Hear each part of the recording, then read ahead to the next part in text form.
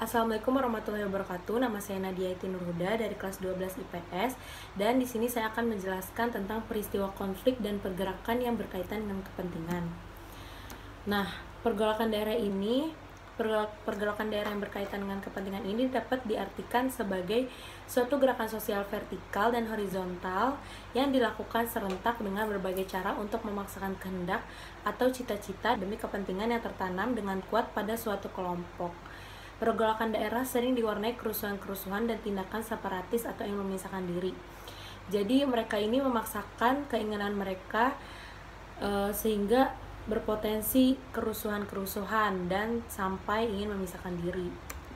Nah, ada faktor penyebabnya nih. Yang pertama, itu program pembangunan yang dilaksanakan tidak memperhatikan kondisi sosial budaya masyarakat. Jadi pembangunan itu tidak cocok dengan sosial budaya masyarakat setempatnya. Nah, yang kedua itu ketidakstabilan situasi politik dan keamanan nasional, kurang berfungsinya lembaga-lembaga kontrol masyarakat, dan yang terakhir terjadinya kesenjangan sosial di masyarakat. Nah, kali ini saya akan memberikan contoh, yaitu peristiwa Andi Aziz.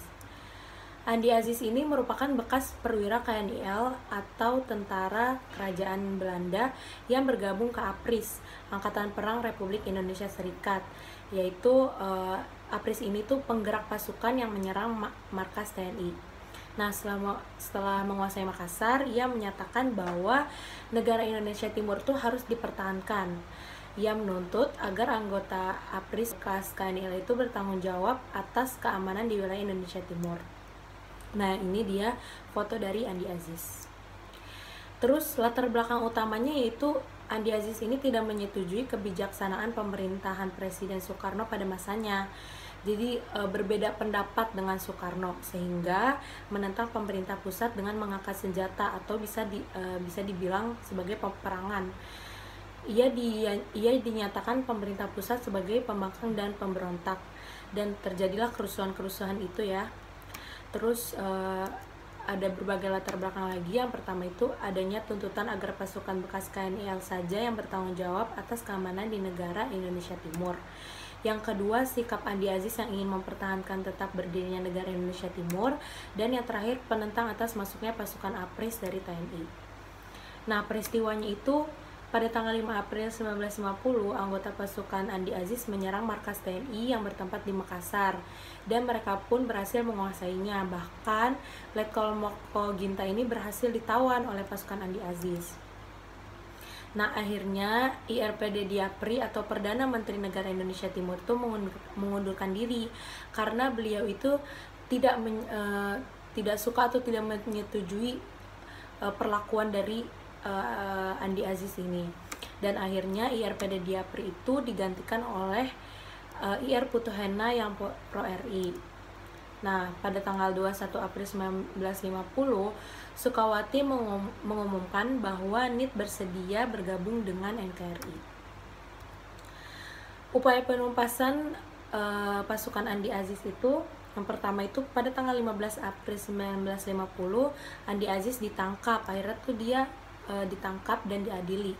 Terus tapi pada tanggal 5 Agustus 1950 itu terjadi kembali pertempuran antar pasukan APRIS dan KL Kenil di kota Makassar.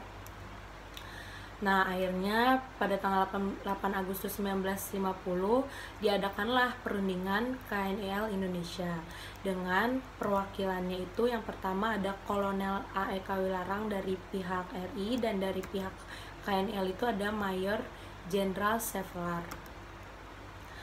Nah, hasil perundingannya itu, yang pertama penghentian tembak-menembak, yang kedua KNIL harus meninggalkan Makassar dan meninggalkan senjatanya, dan yang ketiga Andi Aziz berhasil ditangkap dan diadili di Pengadilan Militer Yogyakarta pada tahun 1953 dan dijatuhi hukuman 15 tahun penjara.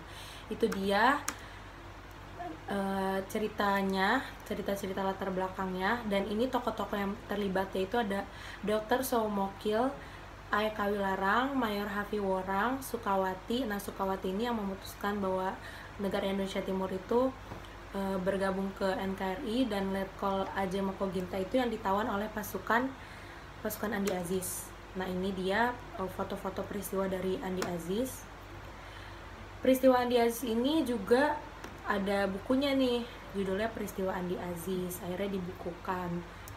Nah, sekian yang dapat saya sampaikan, semoga bermanfaat. Terima kasih. Wassalamualaikum warahmatullahi wabarakatuh.